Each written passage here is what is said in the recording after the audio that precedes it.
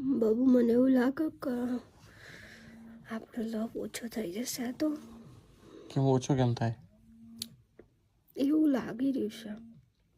કેમ એવું કેમ લાગી રહ્યું છે? પણ કેમ કે કાલે તું લાઈફમાં પહેલી વાર મને મૂકીને જતો રહ્યો. કયો જતો રહ્યો? તારા ફ્રેન્ડના ઘરે. થોડી વાર બેસવા જાઉં.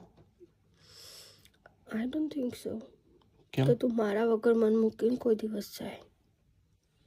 કેમ? હું શોક થઈ ગઈ હતી કાલે. એટલી બધી ગુસ્સે થઈ ગઈ હતી ને મારી છોકરી, બહુ જ ગુસ્સો આવ્યો હતો.